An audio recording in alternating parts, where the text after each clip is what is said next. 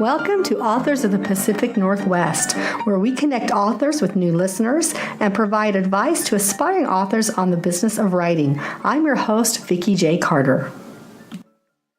So hi there, podcast listeners. Thank you so much for coming back to the Authors of the Pacific Northwest. And today I have the pleasure of introducing you to PJ Peterson. So PJ, would you like to say hello to the listeners? Hello, everybody. I'm thrilled to be here with Vicki. Oh, I'm so happy that we can get you on the podcast. I didn't quite meet PJ face to face, but was planning on meeting her at our local Word Fest event that we have in our area. So I missed her reading there. So I'm glad that you can be on the show with us, PJ. So for those listeners that don't know who you are, how about we get started with you telling us what state you live in? I live in Washington State, the most beautiful state in the country. I absolutely have to agree with you. Of course, I love the Pacific Northwest, but Washington is a good one, that's for sure. So tell us a little bit about your background. Do you work full-time or are you retired and writing full-time? I'm a retired physician. I always wanted to be a doctor and grew up to be one. I started writing actually a long time ago, but never thought about being an author until, 5 years ago, but I was still working at the time. I do write, not full-time, but it's sure a lot of fun. Oh, I love it. So were you in family medicine or what kind of medicine were you in? I was in internal medicine, and the best way to describe that, it's like being a pediatrician for grown-ups. You do everything but surgery and deliver babies. Oh, I love it. That's a great analogy for me to understand the difference between everybody that I end up going and seeing for things. I love it. Very good. Very good. So I love to ask a few stumper questions right off the bat, but you did tell me you listened to the podcast, so you might know them ahead of time, but it's kind of fun. PJ, what's one thing you would like new readers to know about you or listeners that don't know anything about you? What's one thing you'd like to share with them? And it doesn't have to be related to your book or writing. It just be something about you.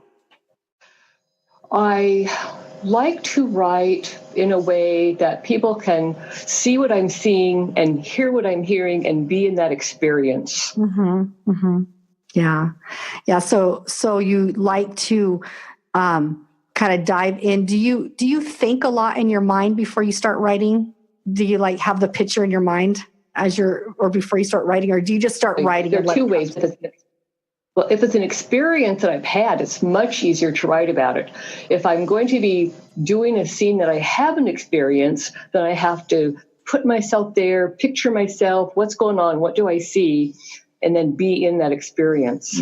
Yeah, great. I love it. I like to dive into how authors write because I'm working on my first book. So it's so fun for me to hear other authors talk about their journey of publishing and also their journey of writing and where they get their inspiration and how they work through that inspiration into a story. So awesome.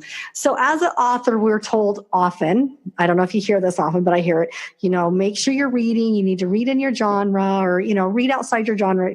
You need to be an avid reader. So I'd love to know, what are you currently reading right now, if anything? Well, I just finished reading Blind Eye by Jan Coffey, which was really a fun book. And I like the way it's actually, I think it's the husband and wife team that write, but they write under one name. Enjoyed that very much.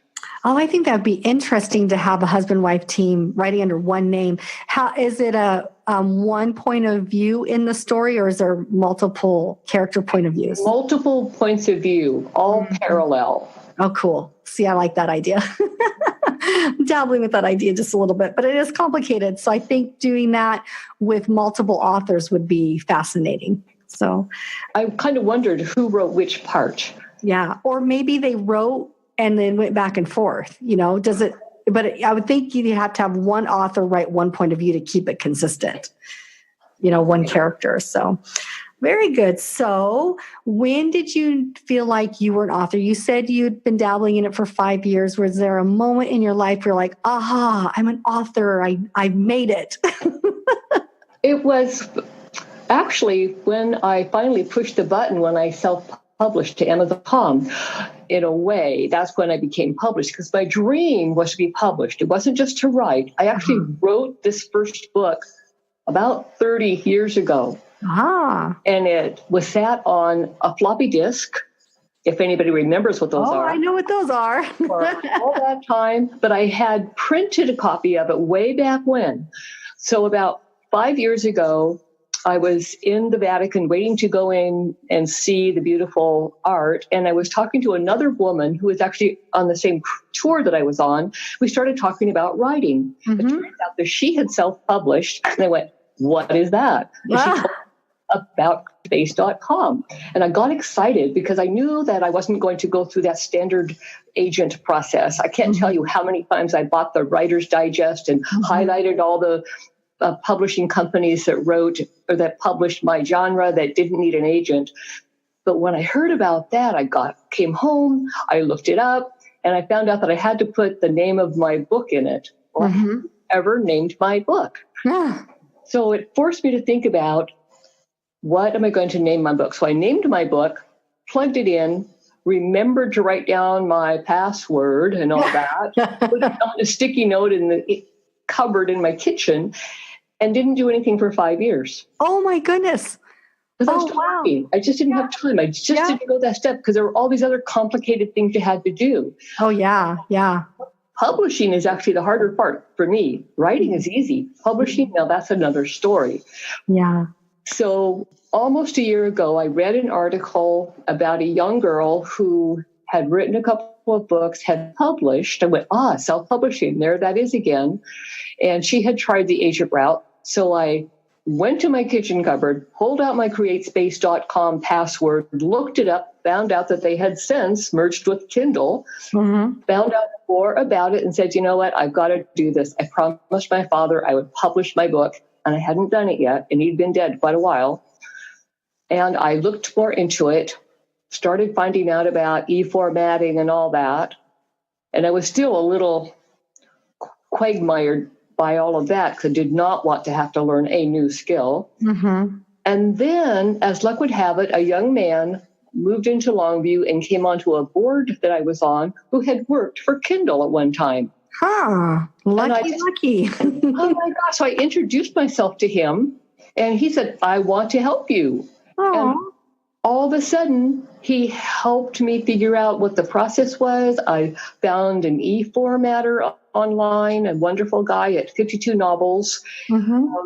And it just happened. So from 5 months from May of last year to October, it took 5 months from the moment that I decided to do this to push the button and be a published author. And it was exciting. I think that's one of my favorite stories I've heard in a long time. And I've interviewed about 50 plus authors. So I absolutely love that story. Because when I started out thinking about writing, it was still books on demand where you would have to pay somebody to print everything for you in the self-publishing industry. And I was like, oh, that's too intimidating for me. And finding an agent, that was just way out of my league in my world at that time with raising little kids and stuff. And so it was just a year ago, I went and started to do research on the publishing industry, which started the podcast. And, but your story is fantastic. I love it. And I think I need to have you, when we go off air, share that guy's name with me. I'll bring him on. He would be interesting to talk to. I think there's a lot of people out there that don't realize that the writing part for independent authors is definitely sometimes the easiest, because I call it the business of writing is so much, it's a big deal. There's a lot you have to do, and then you are promoting yourself. So then you have to add that part into it, and it's a full-time job. It really is, which is why I wasn't able actually to publish when I was still working, because I did have a full-time job and a half of an extra full-time job. Yeah. Yeah, well, I understand. Like we were talking about a little bit before we went on air, this is not my full-time job. The podcast and writing is not. It's what we lovingly call my house, the side hustle. I love it to death and I enjoy it, and it keeps me absolutely active and happy. But sometimes I feel like, dang, my full-time job gets in the way of a lot of things I want to do. But I still have to pay the bills, so we got to keep moving. Amen. Yeah. So with the self-publishing, did you have somebody help you with the cover art design? Did you say it was 52? What was the name of that individual? 52novels.com. His name is Rob Sider. Mm-hmm. And he happens to live in Ohio, but I was reading, I don't know, somebody's blog, and I saw his name, somebody that had self-published several times, and it just stuck in my mind. So I looked it up, learned more about him and what his process was, and he made it really, really easy. So he formatted my book both for Amazon.com, well, Kindle Publishing, which is owned by Amazon.com, and for Kindle. They're two separate formats, but they went live the same day. When I pushed the button for Kindle, it was live within 2 hours. Oh, that's so exciting. When I pushed the button for Kindle print on demand is what I did. The next day I got the email that said your book is now available. Wonderful. It was that fast. Well, we'll make sure if he has a website, I'll make sure his website is on the show notes. I love to have things like that in the show notes and on my website as resources for others, individuals that are looking for something, and they hear about it from us or they hear about it from a blog. And I like to collect those resources to help others. That's kind of the genesis of this podcast. As I'm learning, I like to share that learning with others. So fantastic. So let's talk a little bit about support groups from a writing standpoint. Did you work with any support groups, or did you just write this and say it has to get out? Or are you part of a writing group, online or face-to-face? I just wrote the book. I didn't know about writing groups and that sort of thing when I originally wrote the book. With the second book, I'm about 90% done with my second book. I don't really feel the need to have a writing group. I do have a very good friend who loves to read what I write and tell me, I like that, or that doesn't make sense. And when I was getting ready to publish my other book, I did have it read by several people, and I had a professional editor go through it. She actually found more typographical errors than anything else. And I want to say that I had a transcriptionist who did. So errors, not mine, but yeah. Well, I think it's super important, especially for independent authors, to have somebody else read it, and I'm really all gung-ho for it, editors, to find those errors and mistakes, and also maybe plot holes if you don't have a support group that can read. But I think readers are the best people to have read for you because, they're going to be finding those things, right? Absolutely. And my professional editor noted that I had used the same sort of description multiple times, about a different word here. And I had gone into detail in some areas that didn't add anything to the story. So I just wrote that stuff out, made it better. That's fantastic. I like the ending. I love it. Well, how about you share with us what your inspiration is? Now, we can handle this two ways. You can share with us your inspiration for, you have one book published and you're working on another one, and you can separate those out if they have different inspirations. Or it could be what inspires you overall, what drove you to want to definitely publish. Okay. So my first book, well, it started out as a journal entry. I still do, write in a journal regularly, and I had been to St. Martin, and I was just so excited, and I had a wonderful time, and I just started writing about my story, about my trip, and it just wanted to turn into a story, and it just kept wanting to be a book. So I just kept writing, and I met some characters that I had met and some other people that I knew. And it took me about a year overall. When I ended the book finally, I was on vacation. I took a week and said, I'm going to finish this book. So I just spent a week in Central Oregon in the sun, well, actually at a picnic table under a tree in the sun, and finished my book. And then it just sat there. My second book, I must say the inspiration was another journey. I was in Germany a number of years ago, and I actually found my notes recently from that trip. I had written about some of the things that had happened, and I wrote myself some notes about later when I wrote a book. And it turns out that some of those things that I wrote then are still pertinent, and I'm working those into my book. Oh, fantastic. But I'll have a dream. Like I had a dream about an orange truck. 2 or 3 nights in a row, this orange truck came into my dream. And I thought, I think you want to be in my book. So I've written an orange truck into my book. I love when dreams inspire either full storylines or characters or things in books. I think that is powerful. There's something trying to come out, right? And as authors, we talk about it a lot. We kind of have this second brain going that nobody knows about. So I love that. That's great. I also write children's stories just because I can. None of these have been published, although someday I plan to have a series called the St. Rose School series, where all the stories will have a story or a moral or a lesson in them. Mm-hmm. I was telling one of my good friends about when I was in Monte Carlo many years ago. I was traveling by myself, but I was traveling with a couple who were in the room next door. And we were talking over the balcony walls. We couldn't see each other. We could just hear each other. And I just thought to myself, gosh, I sure wish I had someone to enjoy this lovely breakfast with. It was just a beautiful morning over the Mediterranean. And all of a sudden, a pigeon comes and sits with me on the table. And I thought, no, you're not exactly what I had in mind. So I was telling this story to my friend, Paula, and she said, oh, PJ, that would make a great story. So I said, well, why not? So I wrote a story from my great niece, Ariana, whose mother happened to grow up in a house where they had homing pigeons from the previous owner that kept coming back. So I wrote the story about the homing pigeons with the pigeon who came to breakfast and all that. But it was just fun to write. Oh, I love that. I love children's stories, and I would hope someday to write a children's story. I'm not an illustrator. I'm terrible with artwork.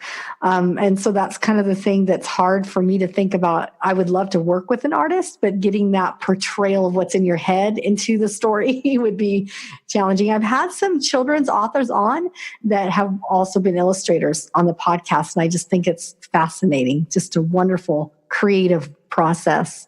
So you mentioned St. Rose, and I know you mentioned to me a while back an email, I think, that there was, you thought about doing a fundraiser. So for those that don't live in our area, St. Rose is our Catholic school in the area. And so why don't you share with our listeners what your idea was for that? Well, I had decided with my friend who helped me get my book on Amazon or Kindle, when I wrote a story for his daughter, he said, we should have an auction item at the school auction, and you can write stories for kids. And so we decided to auction off. I'll write a story based on that child, their family. I'll interview them and get some kernels of things that are true for them, and then write a story around it. And so we ended up auctioning off 3 stories. That was my limit. $150 each. So $1,050 for the school. And I get to write 3 fun stories with the premise that they will all be in the future in the St. Rose School series. Oh, that's so cool. Real books. But I will make them their own original, one-of-a-kind, unique book, have them bound over at Minuteman or Office Depot like I did the others. And then they'll have their very own story, and that child will forever be the hero in their own story. Oh, I just love that idea. I think that anytime that we as authors can use our creativity to support community, not just the writers community, but our communities that we're involved in, it's very, very powerful. So I love that. I hope that inspires other authors that are listening. How can they give back to their community? And I think that's a great idea. Somebody steal it. It's a great idea. It was a lot of fun to do. I'm just looking forward to writing the stories for these children. How fun. And it has to be empowering for those children to feel like is going to write a book about them or story about them. That's got to be empowering. So wonderful. I do know that young Samantha, her story was Samantha and the Candy Corn, but she wanted a story about Halloween. Her mother has to read her book every night. Oh, how sweet. I love that. And she'll have that book forever, so she can share that with her own children and grandchildren, in the future. So that's beautiful. So before we get started on the reading, I like to ask another good question. What is a little bit of wisdom that you can give to somebody else that's starting in the journey, knowing that all authors journey towards publication? What's something you can share with authors or budding authors like me that is listening to this podcast? Because we have a lot of them that listen.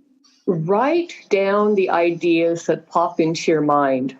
It may or may not have anything to do with anything you've ever thought about or planned to use, but just write them down. I have a file of just ideas that have come to me that I'll use in the future. For example, there was a Charlie Brown cartoon, I don't know, several years back, and the expression somebody used was smarty boots. And I thought, smarty boots, that sounds like a fun word. I want to use that in a book. So I wrote down smarty boots, put it on a piece of paper, and put it in my file, and it might just show up in a book someday. Oh, that's a great idea. That's a very good idea. I don't have a specific file. I have piles all over my office. Well, files they're alike. Yes. Yeah, it's probably a great idea. Well, PJ, let's set the stage for your story that you're going to read and share with us what you can about the background and the characters without revealing too much, because we want everybody to come and find you and get your book. And then go ahead and go into the reading. And when you're done with the reading, I'll take us out of the podcast. So the book I'm reading from is Blind Fish Don't Talk. My young heroine, Julia Fairchild, is a young doctor loosely based on somebody that I know very well. And she's gone on vacation to St. Martin. She's never been there before. And she's supposed to meet this guy that she had just casually met at a medical meeting in San Francisco. Well, he can't go, but he says, you go on yourself. So she does. While she's there, she meets some fun people. And she's supposed to deliver a package to this other guy's friend, Linda. Well, Linda doesn't show up. So she just keeps looking for her. And she finally talks somebody into going with her to look for her. And they're scuba diving. This lady's a very good scuba diver. And they find her dead. Now, when Julia goes to report it to the authorities, they just think it's an accidental death. She's a scuba diver. She dived one too many times by herself. It's accidental. But Julia just doesn't think so, and she thinks the authorities are blocking her pursuit to find the truth. So she's on this hunt by herself. So this is a little excerpt from when she has met a lady named Jill, who's based on one of my longtime friends. And so she and Jill and two others are at dinner. So here we go. At 8:45, as dessert was being served, Julia excused herself and headed for the exit. Jill caught up with her and insisted on knowing where Julia was going. I'm just going to meet a friend, Julia offered. Who? I can't tell you. Why not? What are you up to? Jill, I can't tell you just yet. Julia, I'm not letting you go until you tell me. I know you're going to do something crazy. You've been way too quiet tonight. Julia thought for a moment before replying, okay, I'm going to meet Ian, and I just didn't want to say anything. Meet him for what? You haven't told me everything yet. Jill was giving Julia a tell me all look. Well, it's kind of personal. Look, he's not your type. This has something to do with Linda and Scott, doesn't it? I promise not to tell, but I'm in this pretty deep too, and I would like to know what's going on. So tell me already. Okay, Ian is going to go with me to Scott's house, and maybe Linda's too. Are you breaking in? Jill seemed horrified. Not exactly. We have keys. Martin isn't going to like this. He isn't going to know. I'm coming too. Jill, I can't let you get involved. Julia, I'm already involved. What's one more piece of espionage? Besides, life was dull until you came to St. Martin. Jill smiled. Well, I have a tendency to throw humor in. I cannot do anything just 100% straight. So that's where that comes from. So this is another section of the book. So Julia is now over on St. Barths, an island across from St. Martin. And she's looking for people who might have seen Linda the day before or two before she died. So she's now in St. Barths. Julia headed across the street to the store on the corner. The sign over the door said Germain's Nautique. Once inside, Julia felt like she'd stepped back 50 years in time. Everything was dusty. The small room was crowded with shelf after shelf of disorganized rope, pulleys, hooks, and miscellaneous nautical odds and ends. She was the only customer in the shop. The proprietor was nowhere to be seen. She perused the outdated magazines in the back for a moment, waiting for someone to appear. No one showed up. So she stepped back out into the Caribbean sun. The restaurant next door looked quiet as well, probably because it was too late for lunch and too early for dinner. Julia hoped that Linda had stopped to eat and that someone at one of the restaurants would remember her. She took a deep breath and stepped inside. A thin young girl wearing a tropical print shirt tucked into bright turquoise skin-tight jeans was taking an order from a middle-aged couple at a side table. She had tousled blonde hair and wore enough makeup for 3 women. She looked up at Julia as she approached. "Can I help you?" She had a thick French accent. Yes, I'm trying to find someone who might have seen or talked to Linda Townsend last week when she was here." She showed the waitress the picture she found at Scott's house. I've never seen her before." "Were you working last Thursday or Friday?" "Oui, both days." "And you're sure you've not seen her?" "Oui, I am sure." "What about the restaurant across the street? I noticed a fermé sign in the window. Do you know where I could find the owners?" "No, they have not opened for the season." "Yeah, she could not have been there." "Maybe another waitress who works here?" Julie asked. "I am the only one until high season starts, another 3 weeks from now." Julie thought for a moment before her next question. "Well, do you know where I might find the owner of the marina supply shop next door?" The waitress finally smiled. "Mais oui, Germain has just left here. He has café au lait every afternoon with Chef Jacques. Then he goes back to his shop." She waved her hands towards the door. So I'm just skipping ahead a little bit here. Sure enough, a small white-haired gentleman with wire-rimmed glasses stood behind the cluttered counter. Julia noted that he was wearing a clean canvas carpenter's apron over his neat khaki pants and a short-sleeved shirt. Julia smiled as she considered the incongruity of his neatness amid the clutter in the shop. So just playing the opposites there. Do you have time for one more little one? Yes, of course. Okay, so Julia is now kind of a prisoner on a yacht. So Julia heard the chopper approaching from her hiding place. She's actually hiding in a lifeboat on this yacht.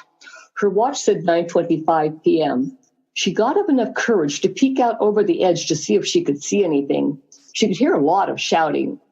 Sam's voice was clear, even over the noise of the helicopter's blades. No one seemed to be close to her, so Julia decided to leave the lifeboat and get closer to the activity. She scampered across the deck to the shelter of a hallway and surveyed the options. The helicopter pad was aft. The main control cabin was foredeck. The radio equipment had to be near the main cabin. She reasoned that her only chance of escape was to contact Ian or Martin. She sneaked across the edge of the deck and down the starboard side of the yacht toward the bow. She was thankful for the activity on the chopper pad because it gave her this opportunity. Much to her relief, there seemed to be no one in the radio room. She quickly switched the frequency to channel 16 and spoke quietly into the microphone. "Calling Martin Thompson, calling Martin Thompson, come in, please. This is Julia, Martin, come in, please. This is Julia." Julia held her breath as she paused for a response. "Julia, this is Greg. Turn to channel 9, over. Copy, turning to channel 9. Julia switched to the designated channel. "Greg, I'm so glad you heard me. I'm in trouble." So what else is new? What kind of trouble are you in this time?"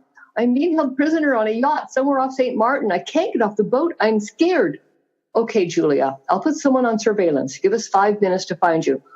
"Oh, Greg, you don't know how happy I am to hear your voice." "Julia, go hide until we get there. No more detective stuff. Do you copy?" "I copy. Over. Hurry." As Julia put the microphone down, she felt cold metal against the back of her neck. "And just what do you think you're doing?" asked Teresa. "Would you believe I was ordering a pepperoni pizza for dinner?" Julia responded without moving a muscle. She's a character. She is. And she's not really trying to get into trouble. My father always said that I could find trouble without it finding me. So Julia is kind of like that. I was going to ask if there's any of PJ and Julia that are mixed in there a little bit. That might be true. That could be true. I love it. Well, thank you so much for sharing your work with us, PJ. And listeners, if you loved what you heard, definitely make sure you get on the show notes and find PJ's website. It'll be there. And make sure you let her know you heard her on the podcast. And PJ, when you finish your next book, we'll definitely bring you back on. Well, thank you very much. And I'm just thrilled to be here again, as I said. Awesome. Thank you. Thank you for listening to the podcast. We hope you enjoyed the episode as much as we did. Follow us on social media and sign up for our newsletter where you can be entered automatically each month to win a signed free copy of a book from an author that's appeared on the podcast.